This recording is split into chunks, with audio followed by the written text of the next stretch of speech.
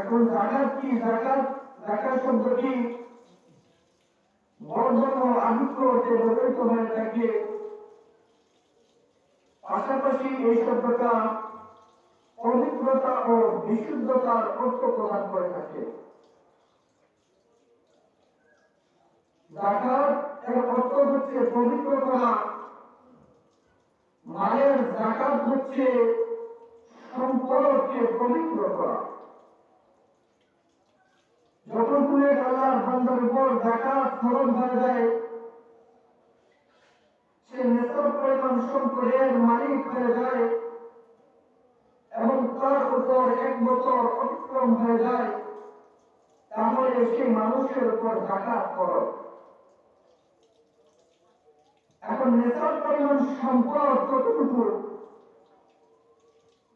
দেখেন, কোন আল্লাহর বান্দার কাছে যদি 20 মিসকাল সোনা অথবা 200 দিরহাম যদি রোপা থাকে, তাহলে এইগুলোর মধ্যে যদি বছর অতিক্রম হয়ে যায়, তাহলে তার উপর জাকাত ফরজ হয়ে যায়। বর্তমান দুনিয়ার হিসাব অনুযায়ী কোন মানুষের কাছে যদি 7 তোলা 7.5 তোলা সোনা অথবা 52 তোলা রূপা যদি থাকে, অথবা এর সমমূল্য যদি টাকা থাকে, আর যদি সেই মানুষটা ঋণগ্রস্ত না হয়, এই সম্পদের মধ্যে যদি বছর অতিক্রান্ত হয়ে যায়, তাহলে সেই বান্দার উপর জাকাত ফরজ হয়ে যায়। ইসলামের মধ্যে জাকাত হচ্ছে খুবই গুরুত্বপূর্ণ একটা বিষয়। দেখেন, কোন মানুষ ইমানে বিশ্বাসী হওয়ার পর সব থেকে যে গুরুত্বপূর্ণ বিষয়, সেটা হচ্ছে সালাত ও যাকাত। আল্লাহ সুবহানাহু ওয়া তাআলা দেখা যায় যেখানে সালাতের কথা উল্লেখ করেছেন, তারপরেই কিন্তু যাকাতের কথা উল্লেখ করেছেন। তাছাড়া এই যাকাত হচ্ছে ইসলামের যে মৌলিক 5টি ভিত্তি আছে, তার মধ্যে থেকে গুরুত্বপূর্ণ একটা ভিত্তি হচ্ছে যাকাত। ইবনে ওমর রাদিয়াল্লাহু তাআলা আমাদের হাদিস থেকে পাওয়া যায়, কি বলেন আল্লাহর রাসূল সাল্লাল্লাহু আলাইহি ওয়াসাল্লাম বলেছেন, بني الإسلام على 5: شهادة أن لا إله إلا الله وأن محمدا رسول الله وإقام الصلاة وإيتاء الزكاة والحج وصوم رمضان।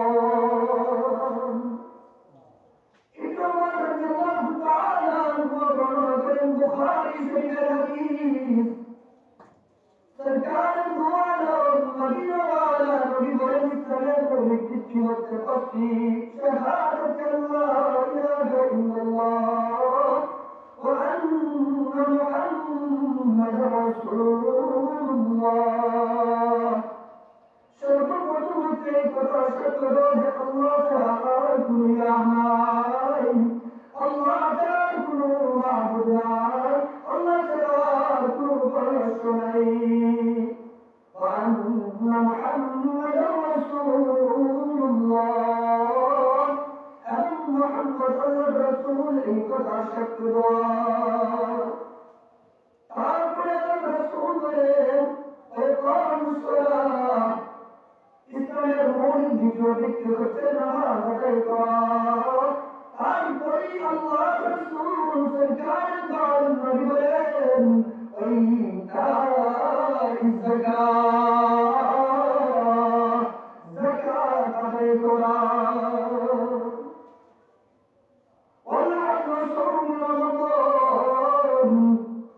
যদি সেই মানুষটা সম্পদের অধিকারী হতে হবে, তার জন্য যাকাত করা। আর পঞ্চম ভিত্তি হচ্ছে রমজান, এই রমজান রোজা রাখা। বন্ধুগণ, এখানের মধ্যে থেকে আমরা পেলাম ইসলামের মধ্যে যে মৌলিক 5টি ভিত্তি আছে, তার মধ্যে তৃতীয়টাই আল্লাহ রাসূল উল্লেখ করেছেন, ইতাইজ যাকাত, যাকাত আদায় করা। Allah subhanahu wa ta'ala সূরা বাকারার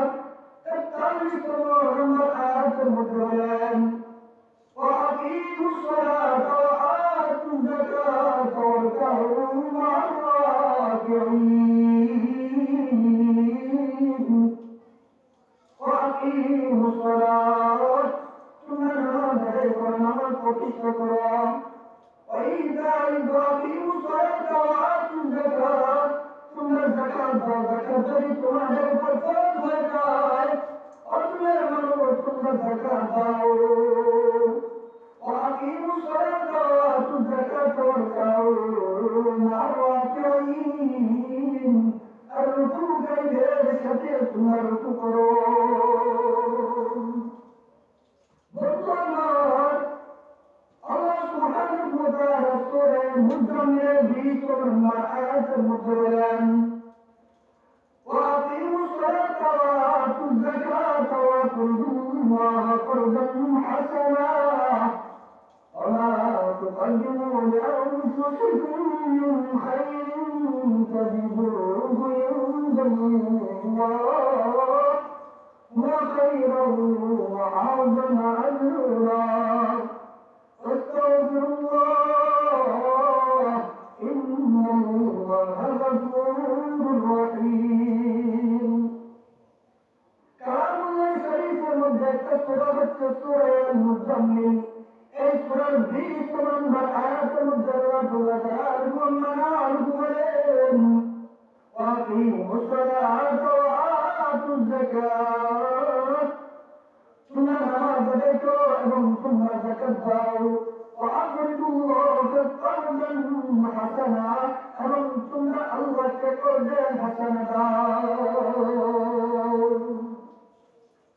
বন্ধু আমার, আল্লাহ সুবহানাহু ওয়া তাআলা তার কালামুল্লাহ শরীফের এরকম জায়গায় জায়গায় নামাজের পর যাকাতের কথা উল্লেখ করেছেন। এই জন্য বুঝে যায় যাকাত হচ্ছে ইসলামের মধ্যে খুবই গুরুত্বপূর্ণ একটা বিষয়। আজকে দেখা যায় আমাদের সমাজের মানুষের সম্পদের অভাব হয় না। অনেক মানুষ বিত্তশালী, সম্পদশালী, ছোটদেরকে তারা টাকা নিয়ে রাখে, অথচ পাশের মানুষটা অনাহারে না খেয়ে মারা যায়, সেই দিকে সে দুঃখের ভিতরে না। ভগবান কোরআনকে স্মরণ করে বলছি, আজকে যে সমস্ত মানুষের উপর যাকাত ফরজ, যে সমস্ত মানুষ বিত্তশালী, সম্পদশালী, আল্লাহ রাব্বুল আলামিন তাদেরকে ধন দৌলত দিয়েছেন, তারা যদি আল্লাহ রাব্বুল আলামিনের কথা অনুযায়ী তাদের সম্পদের মধ্যে যাকাত দিত, তাহলে আমাদের সমাজের কোন মানুষ অনাহারে মারা যেত না, কোন মানুষ না খেয়ে থাকতো না।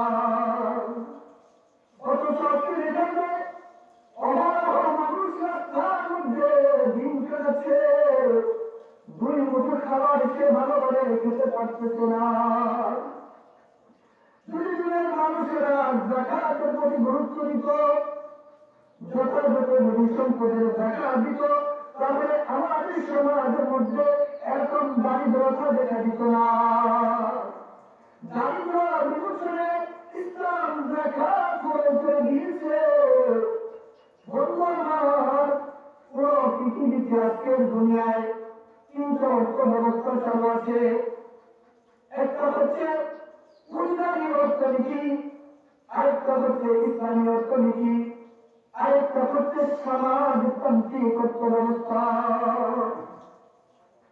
পূর্ণাঙ্গ যে অর্থ ব্যবস্থা আছে, ইসলাম সেটাকে কখনোই সমর্থন করে না। সমাজতান্ত্রিক যে অর্থ ব্যবস্থা আছে, ইসলাম সেটাকে সাপোর্ট করে না। পূর্ণাঙ্গ অর্থ ব্যবস্থা কি? পূর্ণাঙ্গ অর্থ ব্যবস্থায় সেইগুলো হচ্ছে গণতন্ত্র। যেই দেশগুলোতে আছে সেই দেশগুলোর সৌন্দর্য মনে করা হয়। এখন মনে করা হয় যে প্রত্যেক ব্যক্তি সে তার সম্পদের মালিক। তার পাশে যদি এক ব্যক্তি না খেয়ে মারা যায়, তাহলে সে চাইলে টাকা দিলে, না চাইলে সে অনাহারে মারা যাবে, সে সেই দিকে মুঠেই দুঃখের পড়বে না। এটাই হচ্ছে গণতন্ত্র যে দেশগুলোতে আছে, সেই পরিধানীয়ত্ব ব্যবস্থা সেই দেশের মধ্যে কার্যকর হয়ে থাকে। আরেকটা হচ্ছে সমাজতান্ত্রিক অর্থ ব্যবস্থা। এটা হচ্ছে রাষ্ট্রই সব কিছুর মালিক। জনগণ রাষ্ট্রের অধীনে কাজ করবে, রাষ্ট্র তার চাহিদা অনুযায়ী তার খাবার দিবে, তার পরিবার বস্তু দিবে, তার যেটা প্রয়োজন সেটা দিবে। এটাই হচ্ছে সমাজতান্ত্রিক অর্থ ব্যবস্থা।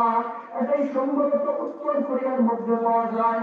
বন্ধু আমার, এই দুই ধারার মধ্যে কখনোই শান্তি আসবে না, এই দুই ধারার মধ্যে কখনোই সমাজের মধ্যে নিয়ে বিচার প্রতিষ্ঠা হবে না, এই দুইটার দ্বারা কখনোই সমাজের মানুষ স্বাবলম্বী হতে মারা যাবে না খেয়ে মারা যাবে। বন্ধু আমার, দেখেন যে সমাজতান্ত্রিক অর্থ ব্যবস্থা আছে, রাষ্ট্রের সব কিছুর মালিক যদি এরকম হয়, জনগণ তার অধীনে যদি কাজ করে থাকে, রাষ্ট্র যদি তার চাহিদা অনুযায়ী দিয়ে থাকে, বন্ধু আমার, যে জনগণ রাষ্ট্রের অধীনে কাজ করবে তার মানে অনেক সময় অনেক কিছু চাইবে, অনেক টাকার প্রয়োজন হবে, অনেক কিছুর দরকার হবে, কিন্তু সেই রাষ্ট্র সেই সব কিছুর ব্যবস্থা করে দিবে না। ইসলাম সেটাকে সমর্থন করে না, ইসলাম সেটাকে সাপোর্ট করে না। আর আরেকটা হচ্ছে ইসলামী অর্থ ব্যবস্থা। ইসলামী অর্থ ব্যবস্থা পুরো পৃথিবীর মধ্যে হয়তো শুধু আফগানিস্তানের মধ্যেই পাওয়া যায়। সে অর্থ ব্যবস্থা হচ্ছে যে জনগণ ব্যক্তি সম্পদের মালিক ঠিক আছে, কিন্তু এর মধ্যে থেকে তার দিদি সে নেশা পরিমাণ সম্পদের মালিক হয়ে যায়। যদি 1 বছর থেকে অত্যন্ত হয়ে যায়, তাহলে সে 40 ভাগের 1 ভাগ গরিব এবং মিসকিনদেরকে বন্টন করে দেবে। এটা ইসলাম সাপোর্ট করে।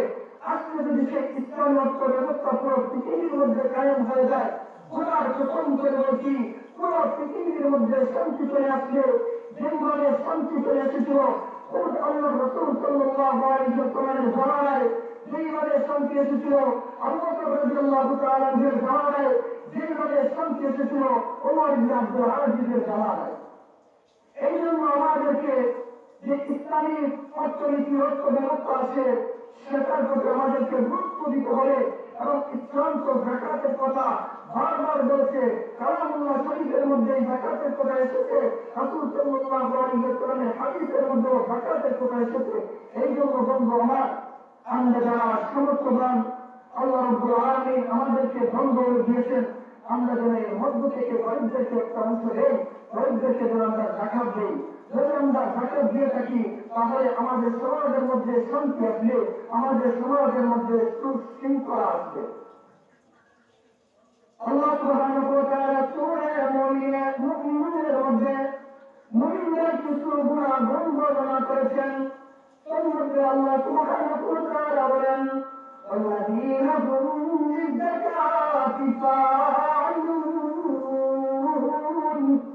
মুমিনদের একটা গুনাহ হচ্ছে তারা যাকাত আদায় করে। সূরা মুমিনের মধ্যে আল্লাহ কোরআন বলছেন, قد أفلح المؤمنون। মুমিনরা সতর্ক হয়ে গেছে। الذين هم في صلاتهم خاشعون। যারা তাদের নামাজের মধ্যে বিনয়বরত হয়। الذين هم في صلاتهم خاشعون والذين هم للزكاة والذين هم عنهم معرضون। যারা অনর্থ জিনিস থেকে বেঁচে থাকে, والذين هم للزكاة فاعلون। তারপরে আল্লাহ রাব্বুল আলামিন মুমিনদের গুনাহগুলি উল্লেখ করার মধ্যে থেকে এটাই বলেন, মুমিনদের গুনাহগুলির মধ্যে এটাই হচ্ছে যে তারা যাকাত আদায় করে। এই জন্য বন্ধু আমার, তুমি অনেক টাকার মালিক, তুমি অনেক সম্পদের মালিক, তুমি সোর্স ব্যাংকে তোমার টাকা জমা করে রাখো, তোমার সম্পদের অভাব হয় না, তোমার জায়গা জমির অভাব হয় না। কিন্তু যদি বন্ধু তুমি যাকাত আদায় করো, আল্লাহ বলছেন তুমি মুমিনদের গুনাহগুলির অন্তর্ভুক্ত হতে পারবে। তোমরা যদি মুমিনদের গুনাহগুলির অন্তর্ভুক্ত হতে হয়, তাহলে অবশ্যই অবশ্যই তোমাদেরকে যাকাত দিতে হবে। একজন মানুষ যে শুধু ঈমান আনলেই সে পরিপূর্ণ মুমিন হয়ে যাবে এরকম নয়। বন্ধু আমার, দেখবেন আমরা যে খাবারগুলো খেয়ে থাকি, যেই তরকারি রান্না করা হয়, সেই তরকারির মধ্যে যদি ভালোভাবে মশলা ইত্যাদি না দেওয়া হয়, ভালোভাবে যদি নুন না দেওয়া হয়, সেই তরকারির মধ্যে স্বাদ আসে না, সেই তরকারি খেতে ভালো লাগে না, সেই তরকারি খেতে তেমন মজা লাগে না। আরে বন্ধু, যদি শুধু তুমি ঈমানই থাকো আর যদি তুমি মুমিনের গুনাহগুলি অর্জন না করো, তাহলে নুন মিশিয়ে তরকারির মতোই তুমি হয়ে গেলা। এই জন্য বন্ধু আমার, আমাদেরকে মুমিনের গুনাহগুলি উল্লেখ করতে হবে, অর্জন করতে হবে। মুমিনের গুনাহগুলি আমাদের ভিতরে অর্জন করতে হবে, মুমিনের গুণাবলী যদি অর্জন করতে হয় তবে মুমিনের গুণাবলীর মধ্যে একটা হচ্ছে তারা যাকাত আদায় করে। এই জন্য বন্ধু আমাদের যাদের উপর যাকাত ফরজ হয়েছে আমরা যেন সম্পদের যাকাত নেই। যদি আমরা যাকাত নিয়ে থাকি তাহলে আমাদের সম্পদ পবিত্র হবে। যদি আমরা যাকাত না করি তাহলে আমাদের সম্পদের মধ্যে যে সম্পদ আছে সেগুলো পবিত্র হবে না। এখন বলবো আমার একটা কথা খেয়াল রাখতে হবে, যাকাত যে মানুষের উপর ফরজ হয়েছে সে বৎসরের হিসাব করবে। যদি সেই সম্পর্কে বৎসর অতিবাহিত হয়ে যায় তাহলে বৎসর গণনা করে তাকে যাকাত দিতে হবে। এরকম নয় আপনি অনেক টাকার মালিক আর আপনি মানুষদেরকে অনেক কিছু টাকা দিয়ে দিচ্ছেন, যাকাত আদায় হয়ে গেছে। না, এরকম নয়। মুত্তাকুন নবী রাহমাতুল্লাহি আলাইহি বলেন, বান্দা তোমার উপর যাকাত ফরজ হয়েছে তাহলে তুমি বৎসর গণনা করে তোমার উপর যত টাকা এসেছে 40 ভাগের 1 ভাগ তুমি গরিবদেরকে দিয়ে দাও। দেখবেন আমাদের জমা নামাজের মধ্যে 2 রাকাত নামাজ হচ্ছে ফরজ। এখন কোন আল্লাহর বান্দা যদি 4 রাকাত বা 7টা সিজদা বা 6টা সিজদা করে এবং বলে থাকে জুমার তো 2 রাকাত ফরজ ছিল, আমি তো এর থেকে আরো অনেক বেশি পড়ে নিয়েছি। না না, এরকম হবে না।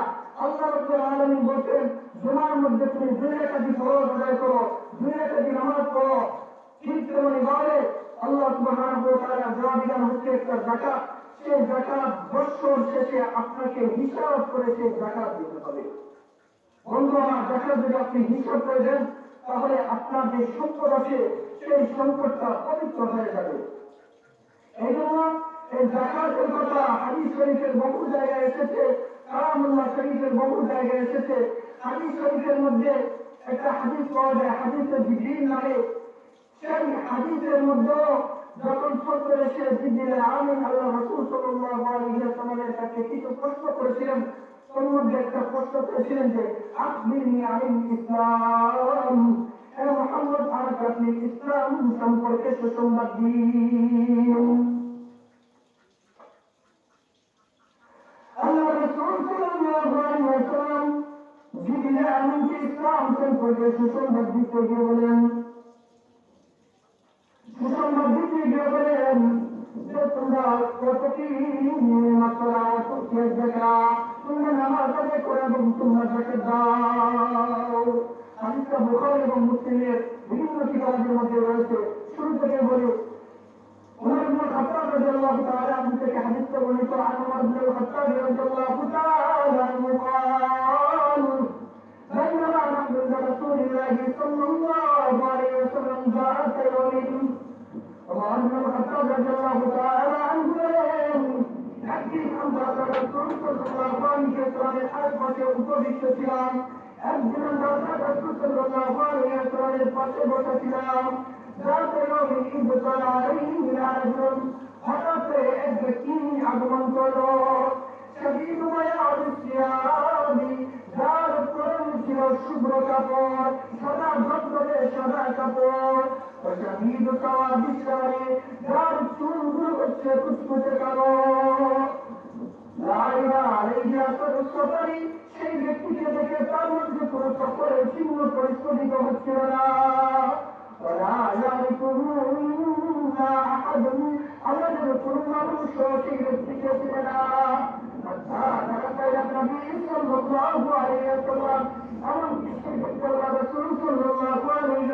কাছাকাছি এসে বসে গেল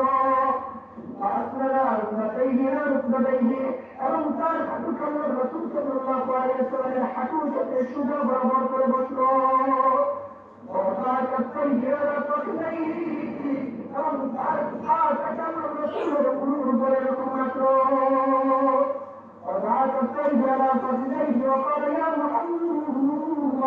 তারপরে সেই ব্যক্তি বলে মোহাম্মদ তুমি আমাকে ইসলাম ইসলাম সম্পর্কে সুসংবাদ দাও।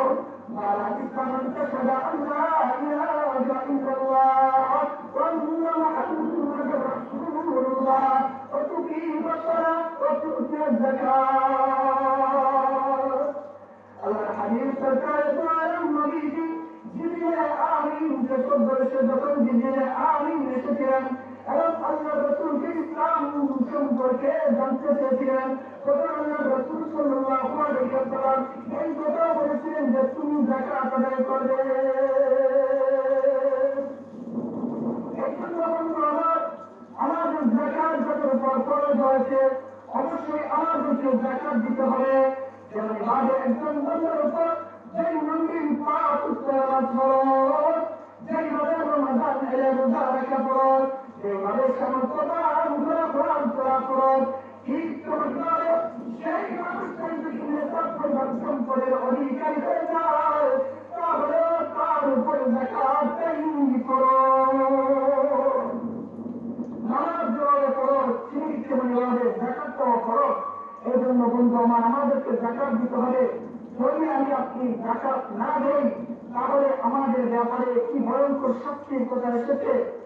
আল্লাহ সুবহানাহু ওয়া তাআলা সূরা তাওবার 34 এবং 35 নম্বর আয়াতের মধ্যে বলেন, والذين يكنزون الذهب والفضة ولا ينفقونها في سبيل الله والذين يكنزون الذهب والفضة ولا ينفقونها في سبيل الله যারা সোনা, যারা রূপা এবং অলংকার দিয়ে পুঞ্জীবিত করে রাখে ولا ينفقونها في سبيل الله এবং আল্লাহর রাস্তায় খরচ করে না, আল্লাহর রাস্তায় দান করে না, فبشرهم بعذاب أليم।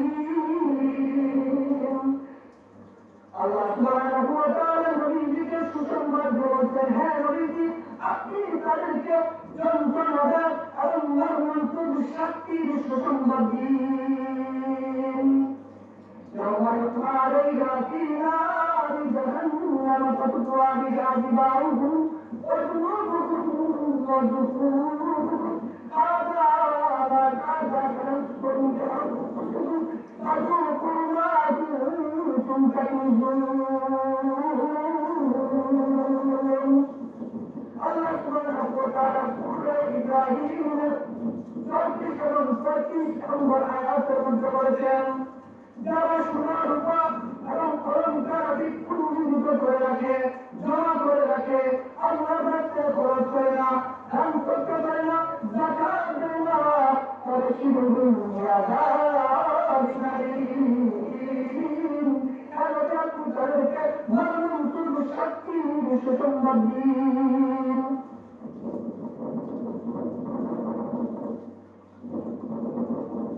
তারপর আল্লাহ সুবহানাহু ওয়া তাআলা বলেন, يوم يطلع في نار جهنم فتطوى بها جباههم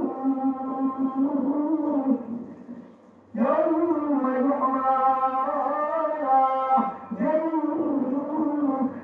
জাহান্নামের আগুনকে উত্তপ্ত করা হবে।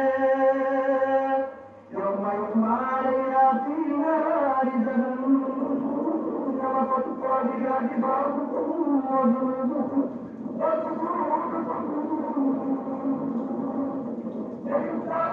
জাহান্নামের আগুনকে উত্তপ্ত করা হবে এবং তারা তাদের প্রধানের মধ্যে, তাদের লাশের মধ্যে, তাদের পার্শ্ব দেখে এবং তাদের পৃষ্ঠ দেখে দাগ দেওয়া হবে।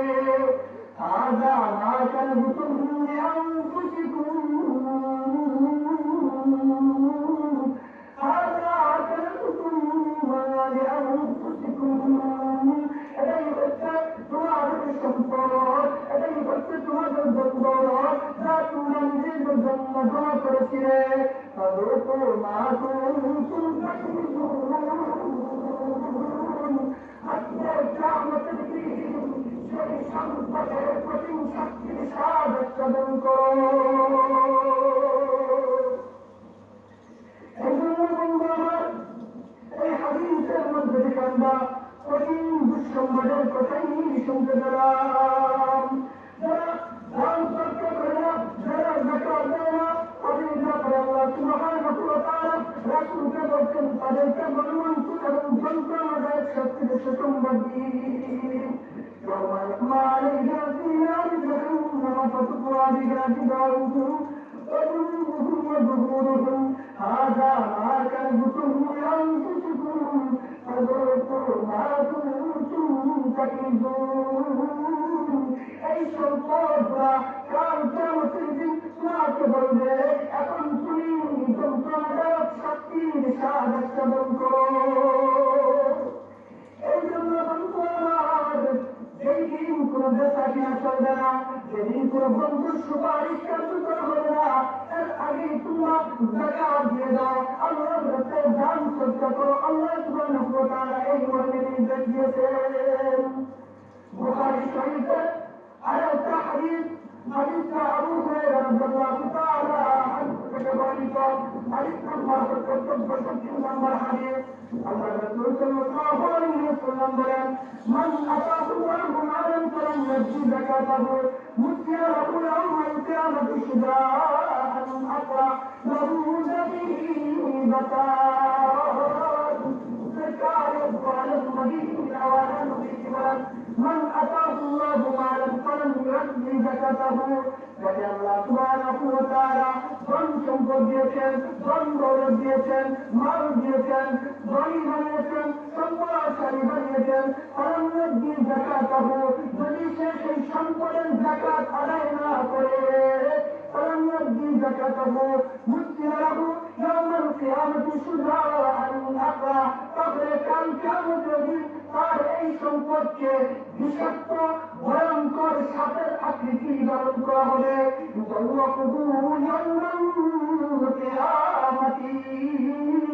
কাল কিয়ামতের দিন সেই সাপটাকে তার ধরার মধ্যে পড়িয়ে দেওয়া হবে।